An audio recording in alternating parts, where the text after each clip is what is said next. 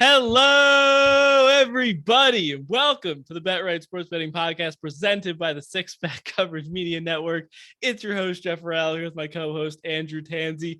It's almost football time. Kind of. I know you're probably listening to this right now. It's still early July when you're getting this into your podcast feeds. It is currently June 22nd, and we're recording this for everyone to note. But we're getting closer. The draft is done. Rosters are being finalized. Training camp and OTAs are right around the corner. And it's that time of the year that we can really start digging into those future markets, start mining for value, hunt for books sleeping that are hanging the biggest numbers that we can take advantage of. So that's what we're here for. Rue, how we doing? You ready for some football? Yeah, we were just kind of talking about it's like bittersweet. Like it's still so far away, but it's definitely nice to be talking some football here. We're in that. Feels so good. We're just in that abyss right now between basketball and NFL season. And last year the NBA playoffs extended through July, so this year we're like an extra month without anything. So speaking of the NBA, if you were with us through the NBA playoffs, shout out to the Golden State Warriors, to our Golden State Warriors. We both cashed with a nice end of the season. It felt like we broke down that series pretty well. Both had the Warriors money line, Steph Curry MVP, even gave out an 80-1 Andrew Wiggins series rebound leader ticket. Hopefully you guys cash with us in the NBA. So this will be our first NFL season preview episode. So what we're going to do is we're going to go division by division. So this week we will focus on the best division in all of football, obviously the NFC Beast, the NFC East.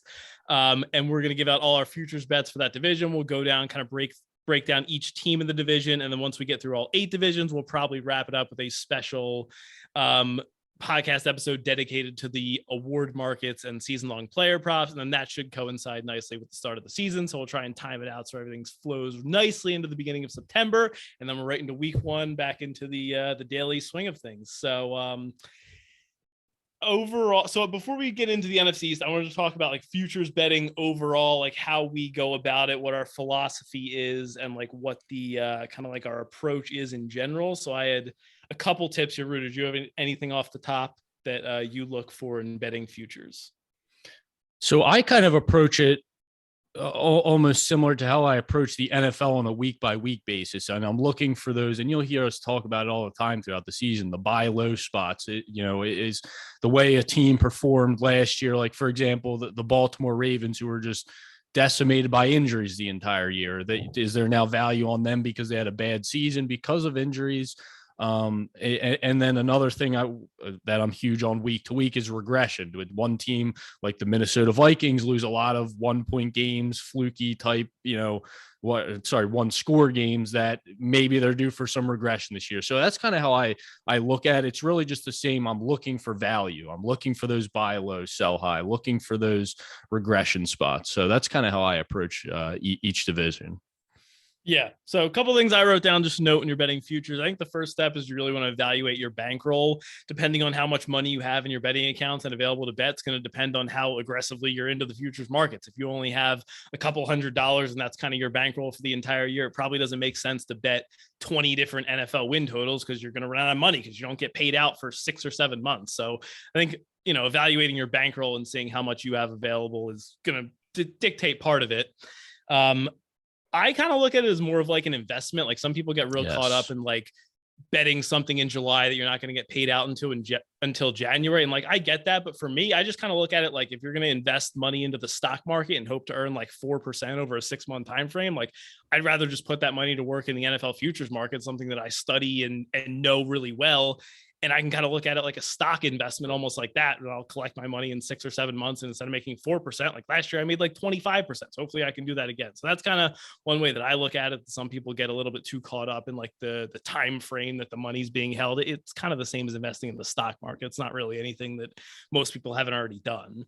Value is value, and $100 today is going to be the same as $100 in February when the season's over. Well, it might not be worth as much if gas keeps going up, but we hope that $100 is going to turn into more money.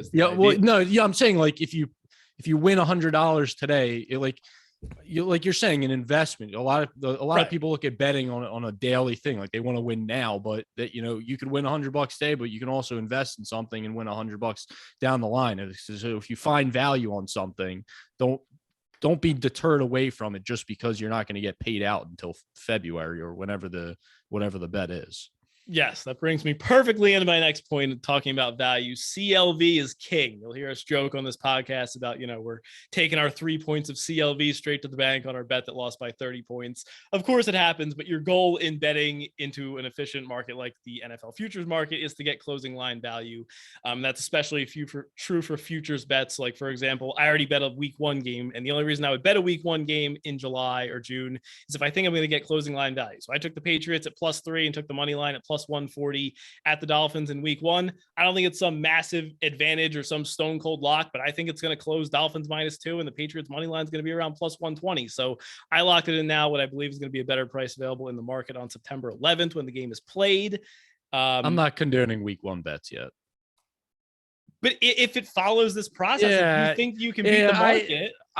But the people are betting futures now, so you're more likely to get movement in that. I don't know that there's going to be enough bets on week 1 games in July to move lines yet. So I'm not condoning. Find out. We'll talk about this in a few months. Bets. If I'm holding Patriots +3 and you're looking at a +2 and you missed the boat, we'll see. I'm not saying wait until the week of or 2 weeks before, but I think you can hold out until August.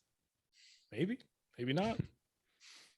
Now, on that note, you do have to obviously, like the other thing I wrote down was embrace the volatility when you're betting these futures bets, whether it's week 1 or whether it's, a player to win MVP. The longer the time frame that your bet has, the more volatility there is. There's going to be futures markets that you bet into where you bet whatever Josh Allen to win MVP and he breaks his foot in week 1 and he can't win the award. So just know that these things are going to happen. You're going to have injuries that go your way that help you in futures betting. Some are going to go against you. It's just kind of part of the game when you, instead of, if you're betting an NFL game on a Saturday and the game's played on Sunday, we kind of know who's going to be playing in the game. We kind of know what the injuries are. When you're betting a futures bet that takes 8 months, there's so many more things that can happen. So don't get too caught up in different injury volatility and things that are going to happen in training camp. And the last thing I'll add, when you're looking at these division futures that we're going to run through, and if you're not, there's only 4 teams in these divisions. So if you are not high, so, we're going over the NFC East today. Say you're someone who does not like the Dallas Cowboys. You think the prices are outrageous. You might not be in love with any of the other 3 teams, but just the fact that you're very low on the Cowboys, there is value somewhere in that division. So you might not necessarily favorite, yeah. Yeah, so like you might not necessarily have to bet Cowboys unders, but that if you're that low on the Cowboys, that should tell you, maybe Eagles at plus whatever it is now, plus 210 or so to win the division. There's great value on that. Or maybe you're someone who likes what the Giants did in the offseason, want to take a long shot on it. So don't feel the need to bet on every team, but take your feelings towards teams and use it to your advantage to bet within that division, because there is only 4 teams. So if you don't like 1 or 2 of the teams, there's going to be division on one of the division. There's going to be value on one of those other teams in the division. Okay, last note on futures betting. This is something we've talked about a million times, not just futures. This is true for anything, but just try and stay as plugged in as possible. We can't stress enough how important it is to follow, the big names on Twitter, Schefter, Pelissaro, Rap Sheet, Underdog NFL, like the amount of bets that we have placed in the last few years, just based off of breaking information that you can hop in and get a better price. And I mean, I think this is just the nature of the NFL. Once you have mini camps and preseason and training camp, like you're going to see injuries happen. All of a sudden, J.K. Dobbins tears his ACL. What is the ripple effect of that? Maybe you can find a Gus Edwards to lead the NFL in rushing at 250-1. Maybe Tyreek Hill tears his hamstring, and then all of a sudden you look at Jalen Waddle over props. So just try and have try and keep a pulse on the market, have an idea of what sports books that you have access to, what kind of lines they have available. So if something pops up, you can hop on it right away. If Tom Brady decides to unretire, it's better for you if you have an idea of what the Bucs prices are, so you can hop on them right away before the books adjust. So just stay plugged in as much as possible throughout the summer, because there will be plenty of opportunity once we get closer to the season, especially with all these season-long player props. I mean, one guy gets hurt and it has a massive ripple effect on the whole team. Anything left to say? Nope. All right. So before we jump into each individual team, I was just going to do a quick few notes on the NFC East from like a big picture perspective. The one thing that really stood out to me was the strength of schedule. This is the weakest strength of schedule for any division in football. So Warren Sharp posted something on Twitter. It was actually the schedule difficulty adjusted for the Vegas win total. So a lot of people go up based off like, the fifth hardest schedule, but it's just based off of what last year's team did. What I thought was cool about Warren Sharps was that it actually adjusted for how the market views each team right now. And the NFC East had every single team was in the top 10. I think the Giants have the easiest schedule in the league. The Eagles have the second. And their cross matches are the NFC North, which is not a great division. Obviously the Packers, Vikings, okay, but you still have the Bears and the Lions, and then the AFC South, which is the worst division in football. So very weak strength of schedule was the one thing that really stood out to me. Did you have any overarching takes on the NFC East? No, I'm glad you brought up the Sharp analysis, because I was going to, for each team, we have the strength of schedule, and they have Sharp also does projected wins as well. So I'll mention them in passing as we go through each team. What do you mean projected wins? So Sharp analysis does like a projected win total for each team, and they also rank the strength of schedule based on those projected wins as well. Okay, gotcha. And then the only other thing that stood out to me about this division is I feel like this division has like a lot of, pretty much every team I feel like has a solid floor, but none of them really possess any kind of ceiling. Like I don't think I would ever be interested in betting any of these teams. You think they have all of a solid floor, really? Okay.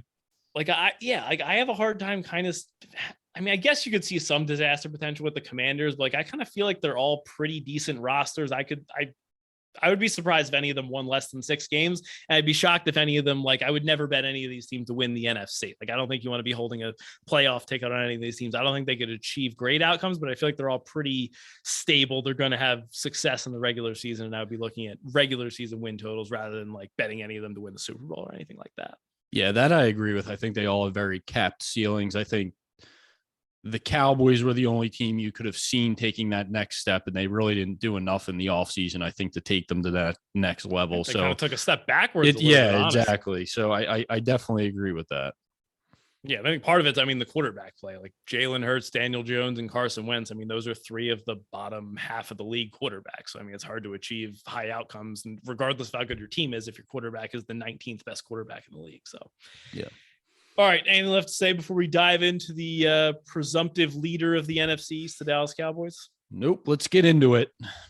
All right, so the current market, we have a win total of 10.5. The over is around -105. Cowboys are -300 to make the playoffs, so very high likelihood of that. They are +120 to win the NFC East, so the big favorite there, and then around +850 to win the NFC if you did want to bet into that.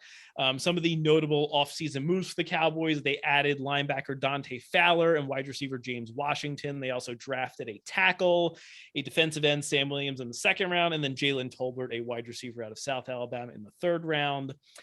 They do have, they did lose Amari Cooper and La'el Collins on the offensive side, and then Randy Gregory on that defensive line. And then the Cowboys finished last season 12-5, won the NFC East, obviously lost to the Niners in the playoffs.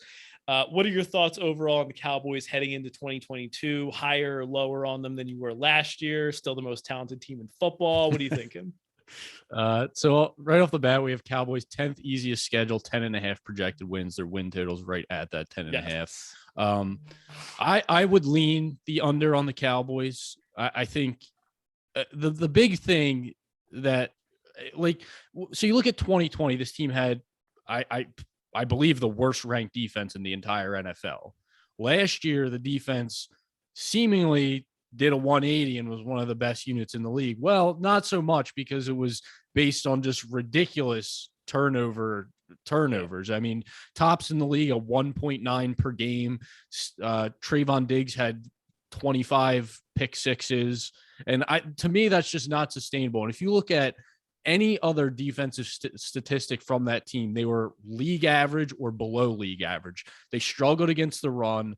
Even with that talent on the defensive line, they were very average at rushing the passer. So to me, this is just an under team to me at that 10.5, just strictly because of that defense. Because if they're not getting those turnovers, I think we could see this team regress back to a bottom 10, maybe even bottom 5 defense, because they didn't make any huge upgrades on defense. They lost Randy Gregory, basically replaced him with Dante Fowler. They drafted a defensive end, but they didn't make any major moves on that defensive side of the ball to make me feel great about it.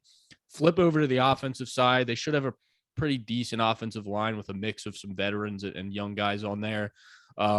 We have another year. I know your boy Zeke Elliott's not getting any younger. We'll get to him. So I know you're going to be all about taking his unders this year. Yeah. And to me, it's like Dak just continues to be a question mark for me. It's like I want to be there with him where I think he's this top tier quarterback, but then it's just I feel like I'm there with Dak. I don't have any issues with him. Well, for me, it's more the team and the coaching staff. I think Dak's good enough to get it done. So from a whole team perspective, they actually led the league in DVOA last year, but from a consistency standpoint, they were only 13th. So that's telling you, and you kind of saw that when you watch them, and they had certain games last year, like that Broncos game where they just laid a complete egg. And it really is an offensive perspective. Like there are weeks where Dak and the entire offense comes out and are just completely flat. So, like I said, you have another year older Zeke Elliott. You lose Amari Cooper, so now CeeDee Lamb slides into that number one spot. And Michael Gallup still recovering. He's gonna miss the start of the season. Right. So then you're going into the season with James Washington as your number 2 wide receiver. I don't know. It was an underwhelming offseason, and then what I mentioned on the defensive side makes me lean the under. I didn't bet their under strictly because I feel like so they open up the season 2 of their tougher games playing against Tampa Bay and Cincinnati. They're both at home. Probably their toughest road games, other than you might maybe argue going to Philly's a tough game. But outside of the division, they go to Green Bay and go to Minnesota back-to-back, but it's actually coming off of a bye week for them. So I feel like from a scheduling standpoint, not just the teams they're playing, but the way their games are scheduled in, I feel like is pretty favorable. So that's kind of why I'm a little hesitant to bet the under 10.5. Yeah, I agree with a lot of the things you said. I definitely wrote the exact same thing down about the turnovers. That's one of the least consistent stats year over year. Like you said, the Cowboys led the league in turnovers, in takeaways last season. The year before, they only had 23, which was 11 less. And the Steelers and Dolphins were top 2 in the league in takeaways in 2020, both finished outside the top 10 last year. And I think that speaks a little bit to the volatility as well. You said they were the 13th most consistent team in terms of DVOA, but number 1 overall. It's probably because you have these splash plays and these pick sixes, and that just alters the win probability so much. And I also think the other teams in the division took steps forward. I really like what the Giants did from a coaching staff perspective. I like the Eagles, all their offseason moves. I think they definitely got better. And I think if you want to bet the Cowboys under, I feel like you have to do it now just because they start off with the Bucs and the Bengals, and there's a realistic chance they start off 0-2. It's not like they have a cupcake schedule to start. I think I'm more leaning with kind of what you were mentioning in our like overarching futures bets, like just identifying them as a vulnerable favorite and looking to take advantage of it with other teams in this division. So I don't necessarily love playing the Cowboys under just because they do have a decent history of regular season success. They don't have a tough schedule. So I think they could still win 10 or 11 games. I think the win total is fine. I'm probably going to attack them more by playing a team like the Eagles to win the division rather than taking the Cowboys under. And another way you do this, so the Cowboys for me, like you said, week 1, like if I'm not high on the Cowboys, they're just a team I can fade while they're still kind of being valued pretty high in the market. So week 1 at home against Tampa Bay, I will most likely end up betting Tampa Bay in that game. So maybe I don't have a futures bet on the Cowboys, but they're at least a team. After I do all my research and stuff, I go into the season knowing that it's a sell high spot for me early in the year in these games. Yeah, exactly. Same thing with week 2 against the Bengals. That's probably going to be another game that's around a 3-point spread either way. We'll see. You don't love the Bengals? I don't love the Bengals. All right, we'll get to them. Anything left to say on the Cowboys? We'll certainly get into Zeke Elliott and his unders as soon as we get those lines available. I will be all in on that. The most inefficient play in all of football is a Zeke Elliott run up the middle on 1st and 10. Don't let anyone tell you differently. Anything left for you? No. All right, let's go to our Philadelphia Eagles. Projected to be the number 2 team in the NFC East right now. Win total opened at 8.5. It is up to 9.5. They're one of the biggest movers this offseason. Obviously, we will get to all of the moves they made. They're currently minus 145 to make the playoffs, plus 200 to win the NFC East. So Cowboys are plus 120. Eagles a little bit behind, plus 200. Off-season acquisitions. They added A.J. Brown in the draft, cornerback James Bradbury from the Giants, Hassan Reddick on the D line, and then wide receiver Zach Pascal for some depth there. They also drafted Jordan Davis and Nakobe Dean out of Georgia, some depth on the offensive line. They did lose Rodney McLeod and Alex Singleton on their defense, but I think they more than made up for it with Reddick and Bradbury coming over. So I think this is obviously one of the teams that made the biggest splashes in the offseason. I'm all over the Eagles overs this year. If you didn't grab their overs on draft night, I think you kind of missed the boat. You could have had 8.5 on the win total. You could have had plus 240 to win the division. So I still like the team at their current numbers. What do you think? Are you in on the Eagles, or do you think that Jalen Hurts could potentially hold them back because he's obviously the one wild card that hasn't really proven himself to be a great quarterback yet? Yeah, so this is the prove it year for Hurts. You get everything he needs. Yeah, you got everything you need. Miles Sanders should hopefully be healthy to start the year. You have three great targets, including Goddard. So yeah, Goddard. There's really no excuses. I think it can be a good regular season team. I think they have good matchups where they're going to be able to run the ball, but I think Hurts has a limited ceiling with his arm. You can work as hard as you want, but there's only so much he's going to improve his arm strength, which I think is one of the biggest issues. So right off the bat, I want to see where we'll get to it in the prop show, but I think I'm going to be targeting A.J. Brown season-long unders. I mean, Hurts only threw 16 touchdown passes last year. He was around 1,000 on the points bet that I saw. Okay. What were his touchdowns? Do you know? 8.5 maybe. Yeah, see, I would probably 16 touchdowns last year, and it was a team that came out. He ran in so many touchdowns from the 1 yard line. It was at the start of the year, it was them just throwing the ball too much. So there were those games in the early in the year where they were just airing it out, and everyone was screaming for them to run the ball. So I expect them to come out this season like they did that second half of the year when they went on that huge run in the second half. But again, and I think I got kind of caught up in it last year as an Eagles fan. They really had a favorable schedule down the stretch of their season when they went on those runs. Very favorable matchups where they were able to run the ball and take a lot of the pressure off Hurts. So, they get the Lions to open up the season. Then they got to go to Minnesota they open up in Detroit, then play Minnesota at home. So Minnesota will be a tough game. Washington, Jackson. So they have some matchups early in the season that they should be able to take advantage of. They have a lot of easy games. Yeah, I mean, we said the second easiest schedule in the league, but like you get the Bears, obviously the Giants twice, the Texans, the Jaguars, the Lions, the Commanders. I mean, there's a lot of pretty easy wins on the schedule. Yeah, and the offensive line's definitely going to be rock solid again. Projected to be number 1 by PFF coming into the season.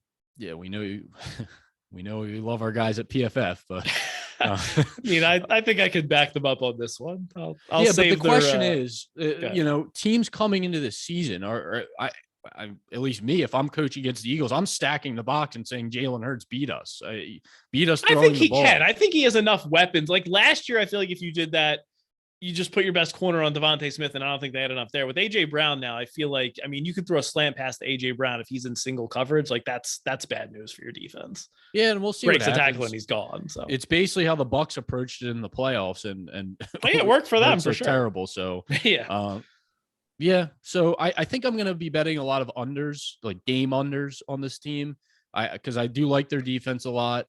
They have some more depth on the defensive line. They made some upgrades with Bradbury in the secondary, and I'm expecting them to still be committed to the ground game. So I think unders will be a good play early in the season. And if they proved anything last year, it is that they can beat inferior teams. So outside of a loss to the Giants, all their losses were to playoff teams and the Chargers, who had just missed the playoffs. So with an easier schedule, I think their win total does look pretty enticing. I like you grabbed it at 8.5, 9.5. Or what's the odds on the over the 9.5 right now? Plus 100. All right, so that's not bad. I think if you get the even or plus money, I think it's still a pretty decent bet with some upside with their schedule. So I bet the over 8.5, and I also bet them to finish top 2 in the division at minus. I like that bet a lot. Yeah. I think those odds moved a ton since draft. I think it's like minus 200 now. Yeah, so sorry if you missed out on that, but that's what I'm rolling with on the Eagles right now. If you're listening right now and don't have any ticket, I'm looking at minus 145 to make the playoffs. I think that's still a really good bet. I think they could easily finish second in this division with 9 wins and comfortably get into the playoffs, even if they don't hit their win total at 10. So I still think there's a lot of room to play this team. Now, I would not, like I said, I don't want to bet them due to any ceiling outcomes. I do not want to be holding a ticket on the Eagles to win the NFC Championship, knowing that they need to go through Brady and Stafford and Dak and Aaron Rodgers in the playoffs. Like, I don't think Hurts is ready for that, but I think we saw last year he can lead them to a 10 or 11 win regular season, beat up on the weaker teams that they're going to play based on their strength of schedule, and win 10 games this year. When you're looking at the playoff bets, you just look at the basically the playoffs from last year, and you got to say, like, okay, so the Eagles made it to the last spot last year. Is there anyone that's you think is gonna fall out or come in? So the Eagles are kind of so they're like right on the brink. Like, I think Minnesota is going to be in this year. I could see the Cardinals falling out. I don't know what's going to happen with San Francisco, honestly, with their quarterback. I mean, situation. yeah, it's impossible to know. I don't know how good New Orleans is going to be. So there's some team like the Eagles are still right in that brink for me. So to me, I could see a similar season to last year where they win like the 9-10 games and maybe sneak in the playoffs, but I think it'll be right on that brink. So I don't know about the minus. If I would much rather take the plus 100 over on their win over their 9.5 wins right now than lay minus 146 for them to make the playoffs. All right, that's fair enough. Would you bet them plus 200 to win the division? Do you think there's a good enough probability that they beat the Cowboys? I mean, I think we both identified the Cowboys as a vulnerable favorite. Do you think the Eagles could win the NFC East? Yeah, I don't see why not. I don't see the plus 200 seems like a pretty like that number is pretty long to me for my feelings on the Cowboys and the offseason they had. And we know this division generally there's a lot of different winners every year. Yeah, there's a new winner every year. So yeah, I definitely think there's value on that. And the Eagles, look, Dak's a much better quarterback than Hurts, but there's no reason the Eagles can't at least split the season series with Dallas. And then we already talked about how easy the rest of their schedule is. So yeah, I think there's definitely value on them at over plus 200 to win the division. Yeah. All right. Anything left to say on the Birds? Nope. All right, let's move on to the formerly Washington Football's newly minted Washington Commanders, third in the division. Can we still call them the Footballs, or do we have to call them the Commanders now? I'm fine with the Footballs. I feel like I'm going to go back and forth. Yeah, we'll call them the Commanders for now. All right, so the Footballs win total this year is 8.5. The over is plus 145. So I guess it's kind of like 8.5, depending on where you're looking. If it is 8.5, it's going to be way plus money to the over. They're plus 165 to make the playoffs, plus 500 to win the NFC East. Obviously, the new home of one former time Eagle, Carson Wentz, who will be the new quarterback for Taylor Heineke. They did lose a couple guys this offseason, Landon Collins, their safety, Brandon Sheriff, the offensive lineman, and then my guy, Ricky Seals-Jones, no longer on the Commanders. They did draft Jahan Dotson, rookie wide receiver out of Penn State, the Alabama running back Brian Williams, and then a flyer on Sam Howell, the North Carolina quarterback, later in the draft. So obviously the big thing here is Carson Wentz taking over for Taylor Heineke. I guess let's just start there. I think we can agree that Wentz is better. To what magnitude is Carson Wentz a better quarterback than Taylor Heineke is? All right, so here's how I looked at Wentz. Everyone knows I'm big on DVOA when I'm handicapping these games. They were going to say big on Wentz. Like, no. Does everyone know that? I didn't know that. So Football Outsiders actually ranks players from a DVOA perspective as well. So basically, anyone not familiar with DVOA, it's calculated in terms of percentage. The higher the percentage, the better the player. So when, for example, last year, Rodgers led the year led all quarterbacks with 27.8%. So that's basically 27.8% better than your league average quarterback. So Wentz's 2017 quote MVP season, he was 23.8%, which was sixth best in the league. Okay, very good. After that, 2018, 8%, 13th in the league. 2019, 0.1%, 20th in the league. 2020, negative 35.9%. Oh, that's all just negative 35? That was it? 34th in the league. And then last year, he was 1.8%, 16th in the league. So what do you take out of that? Outlier seasons happen on both ends. He had his great season. He had his terrible season. To me, Wentz is a league average quarterback. That's all he is. Taylor Heineke, 16th in DVOA. There you go, league average. Taylor Heineke slightly below that. Probably, I think when I looked, he was low 20s in he was 22nd last year. Okay, yeah, so 22nd. So small upgrade at quarterback. But to me, last year Wentz had the best run game in all of football. He had a top 10 defense. It played in an extremely weak division in which the team who won the division was missing their best player for a majority of the season, and they still couldn't make the playoffs. And he still had a good season. I mean, they went 9-8, 27 touchdowns. Well, look at it from a game perspective. Anytime that team needed to lean on Wentz, he couldn't come through. The games against the Titans, games against Jacksonville at the end of the season, he couldn't come through. So Washington, wasn't just him though. The whole team sucked that day. I mean, Wentz sucked.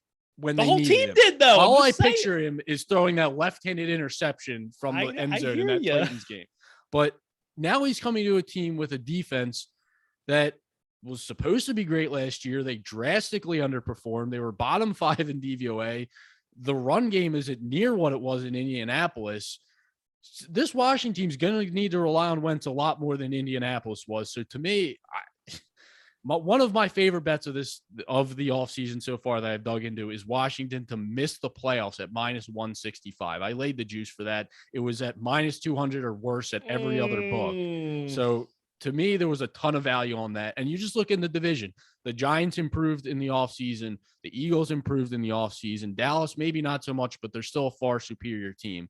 So Washington may be the bottom dwellers of this division. So I don't see anything they did to warrant 2 more wins than last season to go over their win total and let alone make the playoffs. So to me, Washington -165, you can still get that under -200. I like it. Okay, let me present you with the counterpoint. I'm not necessarily high on the football Commanders this year. I haven't bet them one way or the other. They're just kind of a tough team to figure out for me. Let me paint you the rosy, bright, sunny picture for the football Commanders. So they won 7 games in back-to-back seasons under Ron Rivera with a combination of Alex Smith and Taylor Heineke at quarterback. We can both agree, as we just said, Carson Wentz is a better quarterback than both of them. He's not a great quarterback, but he's a league average quarterback. He is better than Alex Smith and better than Taylor Heineke. They also have some nice young pieces on defense. Obviously, they underperformed last year, but they were a really good defense 2 years ago. Maybe they kind of settle in somewhere in the middle. They have, Chase Young, Jonathan Allen, Montez Sweat on the D-line. Maybe they get back to being a top 12 defense in the league. I don't think it's crazy to think that they could win 8 to 9 games. They also start off with a very, very easy early season schedule. Jaguars and Lions to open the year. Then it's Eagles and Cowboys in the division, and then Titans, and then the Bears is pretty much an automatic win. So I do think there is some potential that this team could win 8 or 9 games. I'm certainly not counting on Carson Wentz to drive them down the field and win games in overtime or anything. But this is a team that's won 7 games in back-to-back years with worse quarterbacks than Carson Wentz. I cannot wait to bet the Jaguars week 1. That's all I'm saying. Based on what? And there's also, you got to factor in. Now, I don't know. Look, Terry McLaurin right now is holding out. Now, Ron Rivera said they're not going to trade him. But the day I believe something a coach says in the offseason is the day I'm just a complete idiot. The analysis for this team in offense definitely does take a big impact whether McLaurin is in there or not, because he is their skill position player on offense. Like, he's the guy. Yeah, obviously him and Gibson, but he's a big loss if they were not to have it. So I hear what you're saying. I just don't think Wentz is a big enough upgrade over Heineke and Alex Smith you mentioned. So maybe they do win another game or 2. I see them right in that 7-win range. Like, if I had to project their wins right now, I'd say they go the same as last year, 7 and 10. I'd say 7 or 8. Yeah, okay, so 7 or 8. So you think that they're not winning 8 games and making the playoffs? They could. They made the playoffs with 7 wins 2 years ago. They literally did that with less wins. I don't see it happening.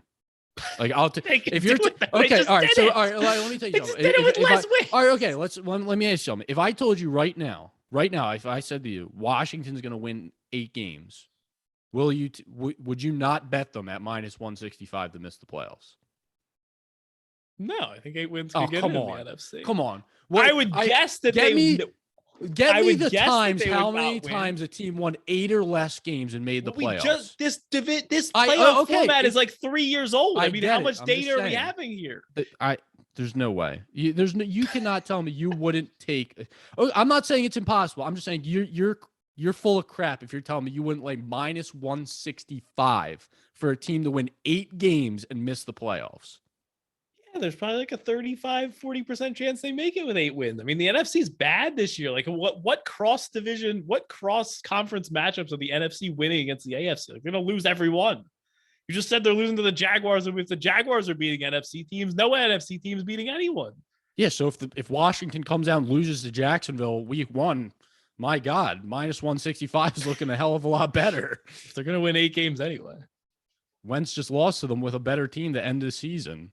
Yes, what a fitting opponent in week 1. I know, Carson right? Wentz is gonna have nightmares right off the bat. All right, so you're on the football Commanders under and to miss the playoffs. I got it. I'm not there. I'm not betting them to do anything, but I'm not there. All right. All right, shall we go to the New York Giants? Let's do it. All right, last up in the NFC East, the Giants win total is at 7.5 plus 135 to the over there, plus 185 to make the playoffs, and plus 600 to win the NFC East. They mercifully ended the Joe Judge era, capped off by the most hilarious quarterback sneak of all time from 3rd and 9 at their own 4-yard line, gating like an inch. But I think they made a pretty big splash this offseason with their coaching hires. They obviously got former Bills offensive coordinator Brian Daboll comes over. They also added Mike Kafka from the Kansas City Chiefs staff, and Wink Martindale, former Ravens defensive coordinator, will take over as the defense for the Giants. So some pretty big coaching upgrades in terms of the players. They added Ricky Seals-Jones, so he comes over from the Commanders, also backup quarterback Tyrod Taylor.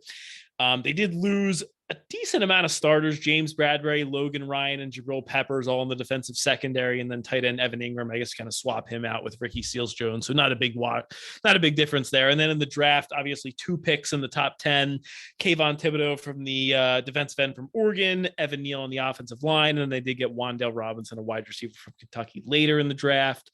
What does this all mean for you? Or does it do anything for you? Or is it just kind of come down to it's still Daniel Jones? I don't care who the coach is. I don't care who the players are. I'm not betting on Daniel Jones. Where are you at? No, this to me was one of the best off seasons so far in the league. Wow. You had best mentioned off seasons in the league? one of the best off seasons. I'm just surprised. Yeah. This was coming. Yeah. They had, you mentioned earlier, they're the easiest schedule in the league. Yes. I absolutely love bringing in Daboll. I'm not saying he's going to turn Daniel Jones into Josh Allen, but I think it really raises his ceiling. I think, his rookie year, he had an okay year, 24 touchdowns, 12 interceptions. He had a lot of fumbles, but I think that we've seen some flashes from him. To me, their whole last year just gets thrown out for me. There was injuries the entire year. There was a revolving door at wide receiver. Jones missed 6 games. Barkley injured the entire year. There was no continuity on the offense. And I'm pretty sure there's an old saying that if you take a quarterback sneak on 3rd and 9, then your season doesn't count. So I'm going with that one. And old saying. I think the upgrades on the offensive line are huge. You drafted Evan Neal. You bring in John Feliciano, Mike Lewinsky. So I think that's huge because Daniel Jones has never had a solid offensive line. So I don't think we even know what he looks like in a clean pocket, honestly. Love Kayvon Thibodeau, that draft pick on the defensive side. I think Wink Martindale can do good things with that defense. So with the easiest schedule in the league, I definitely don't hate they're over at plus money. I think, like I said, this team had a much better offseason than Washington. And I think their odds should be completely flipped. So there's 2 things. I think at plus 600 to 700, I think there is value on this team to win the division. Really? I don't know if I can in terms of a long shot. Yeah. At plus 600 to plus 700, I think there's absolutely you could see 10 or 11 wins from this team.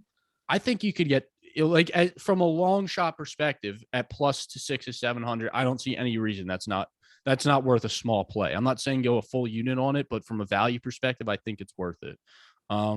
There's another bet I like from the other side of the spectrum where they're just they improved, but not enough yet. And that's for them to finish 3rd in the division. I've seen it between like plus 220 and plus 275, depending on the book you're at. Like I said, I think they're a better team than Washington. I think their odds can be flipped. So I think Jones can be better with Daboll, but the Eagles had a great offseason. So I don't know if the Giants surpassed them, and I don't know that they're on the level of the Cowboys yet. So I think with the moves they made, they're definitely a better team than the Commanders. So Giants to finish 3rd in the division is another one I like. Are there markets available for just team versus team? Like, I'm wondering if you could almost just Yes, take on like, DraftKings. could we just bet like the Giants to be better than the Commanders this year? Oh no, so you bet them. You can bet the divisional matchups. Yeah, I don't want to do that. I just want to bet Yeah, like no, I Giant, haven't like seen because that. I kind of like your idea of like betting them to finish third in the division, but the only problem is like you could easily get screwed. Like you're halfway there, and then all of a sudden Dak breaks his ankle again, and like they end up finishing higher than the Cowboys when they really should have finished third or whatever. So You can put a I little on them to finish third and a little bit on them to finish top 2 in the division or something like that if you want to do a little combination. or just wait and see. I mean, I feel like that's a market Yeah. that could easily be created. Just, I mean, the Giants and the Commanders are in the same division. Commanders have a higher win total. You should be able to get the Giants at plus money to have a better season. Yeah. But I think you made some good points. I think it really all comes down to how much Dable can elevate Daniel Jones if he can. Like, I don't think he has to become a top 10 quarterback in the league or anything. If he can just be a serviceable starter, take care of the ball, league average, I think you could easily see them winning 7 to 8 games. I could see them pushing for a wild card berth. I couldn't get there with 9 or 10 wins or anything like that. But I do like the pieces they have on offense. Saquon, Kenny G, hopefully coming back and being a little bit more involved and looking like he cares about football this year. Kadarius Toney basically missed the entire season, so almost like you're adding another wide receiver, draft pick there with him coming back. Sterling Shepard. So I think they have a decent amount of talent on offense. They finally have an offensive line, like you said. So I think there's definitely some bullishness to be had on this Giants team. I just don't know if I'm there yet for them to do like win the NFC East. That was a little bit too far. There's going to be teams that like come out of nowhere and have decent seasons, like the Bengals last year. Now, I'm not saying the Giants are going to go to the Super Bowl, but there's these teams who have these crazy like high odds to have good seasons, and there's going to be one or two teams. So with the offseason they had, it's just I don't know what Daniel Jones' ceiling is. I don't know that I've seen enough of him. I don't know that he's been in the right situation. So I'm really expecting to see kind of a new version of him under Dable. Like I think the whole organization is just getting a culture change when getting rid of Joe Judge right now, just revamping the entire coaching staff. So I really think this team is going to come into the season thinking that they have a chance to win this division. And I really do believe there is. Like I would make their divisional odds. Like what is Washington's odds right now for the division? Washington's plus 500. The Giants are plus 600.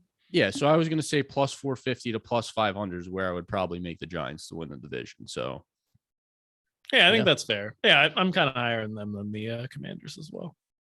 All right. Can I interest you in a bet for a game in Week 4? No, you can't. Like you're insane.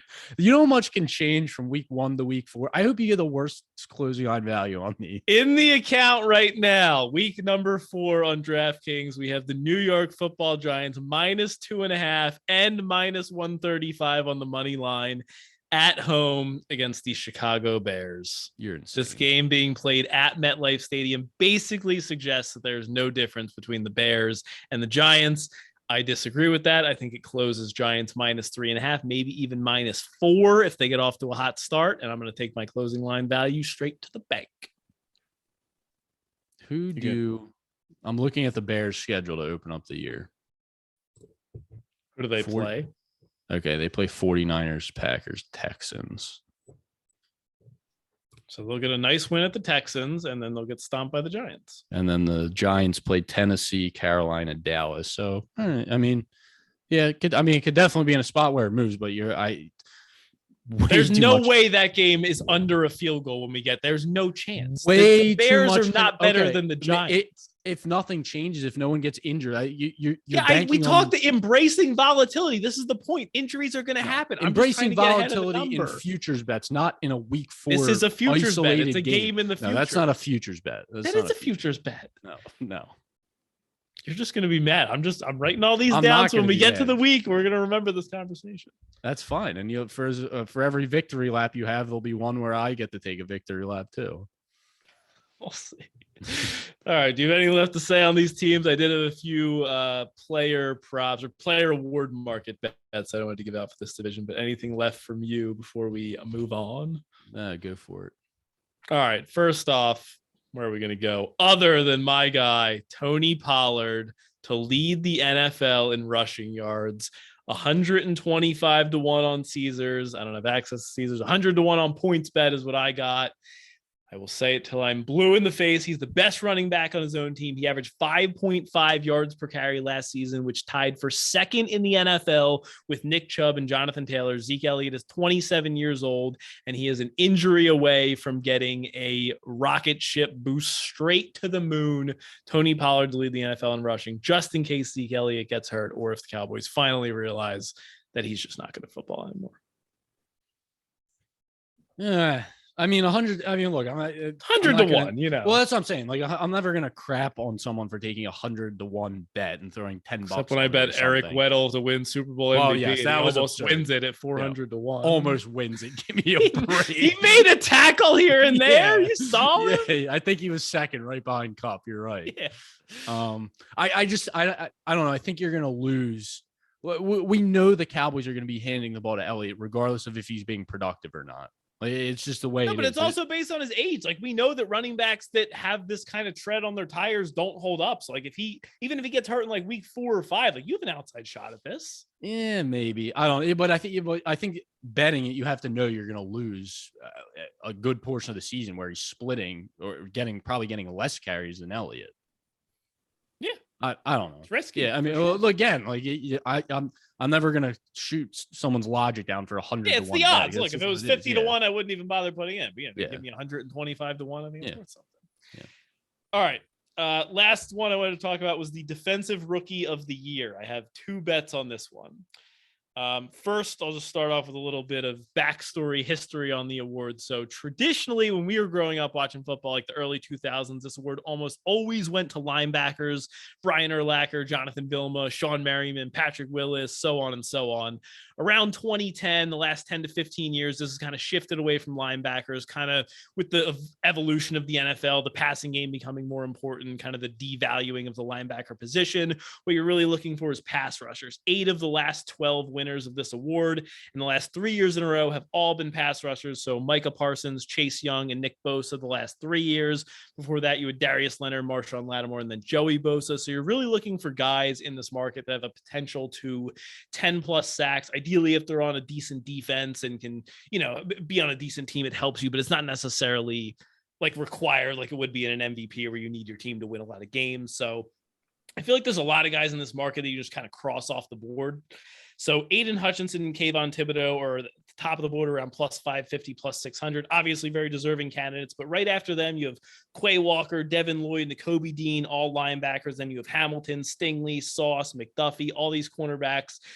So I think there's value on 2 guys that happen to be in this division. First off, I bet Sam Williams to win Defensive Rookie of the Year at 100 to 1. Full disclosure, I did get this bet. Not the bet, but the breakdown was kind of from Evan Silva at Established the Run. They were talking about a lot of the rookies on their fantasy football podcast. And so this is a guy that was drafted by the Cowboys out of Ole Miss in the 2nd round, set a school record with 12.5 sacks last season, ran a 4.46 at the 40. So incredible explosiveness and athleticism. And I think he has a chance at playing a pretty decent role in this Cowboys defense with the loss of Randy Gregory on the right side of the defensive line. It's basically going to be DeMarcus Lawrence on the left. And then you have Sam Williams and Dorrance Armstrong, who was on the Cowboys last year, fighting for that kind of second defensive end spot. So at 100 to 1, Dante Fowler? Yeah, I mean, Dante Fowler, he's going to be, I guess he's like a linebacker, edge rusher. He's going to be the starting right end. Okay, on the depth charts I was looking at, it had him more listed as a linebacker, and it was Sam Williams as the end. But I guess it depends on how they're going to deploy it. But I guess the point was there's a chance that he could be not a 3-down start, but he could get a decent amount of snaps on the Cowboys defense, and 100 to 1 odds. I thought there was a pretty good value on that. All right. What has Fowler done from sack? Like, is he a big sack guy? I mean, that's what he's getting paid for. Let's see. I don't remember what his stats are. He only had, let's see, he had 4.5 sacks last year. 4.5 and 3 the last 2 years. It was also on the Falcons, which is like the worst defense in the league. So there's only so much you can do. So he had 11 and a half 11, 1 year. Every other year has basically been like 2, 3, and 4. Yeah, he was injured 2 years. So he only played 7-8 games. So, I mean, eight sacks with Jacksonville in 2017. So, yeah, I mean, there's look. Yeah, he comes in with some pedigree, but he also, he's certainly not like a guaranteed locked in guy. I mean, his pedigree is more based on his draft capital. So from like 8 years ago. Yeah, he definitely hasn't lived up to it, but I still Yeah, I look. It's not like he's a guy that's locked into that spot, and Sam Williams isn't going to get snaps. So yeah, I mean, another 100 to 1. Yeah, and look, I mean, we saw Micah Parsons win Defensive Rookie of the Year on this exact same defense last year. So there's some sort of precedent that the Cowboys could What were produce his preseason odds? Parsons last year? Yeah, do you remember? I mean, he had to be one of the favorites. Right? Yeah, I don't remember what it was, but I had to imagine he was one of the top favorites just based on where he was drafted. Well, then the other guy, Kayvon, too. Sorry, that's the other thing too. They use him to rush the passer a lot as well. So there's definitely going to be some competition, but there's no saying he can't make a mark and be the starter halfway through the season and rack up some sacks. It's not like you have to have like an 18 sack season or something to win Defensive Rookie of the Year.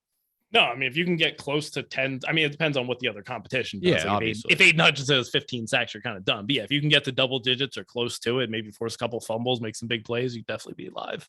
Yeah. Then the other guy, Kayvon Thibodeau, I think he's a fine bet as well, plus 600. Like I said, one of the favorites, but he was pretty much regarded as the potential number one overall pick for pretty much the entire college football season last year, up until the end. So I think he's going to play a ton of snaps for the Giants defensive line that is in desperate need of a pass rush. So I think him and Hutchinson, they are the deserved favorites, but I think plus 600 on him, they should probably be closer to like plus 350, plus 400, just given their roles and their ability to hopefully put up numbers. So I think both those guys have some value in the defensive Rookie of the Year market. Yeah, he's going to be on the field a ton. So yeah, I mean, they're going to need him. They don't really have a choice. They're like a decent run defense, but they have like no one that can rush the passer. And we know, Wink Martindale is probably going to come in with a lot of blitzing, which could open up some more opportunities for him. Yeah, I'd be interested to see what he does with the Giants defense. Yeah. All right. That was all I had on the NFC East. Did we miss anything? You have anything left to say? I don't think so.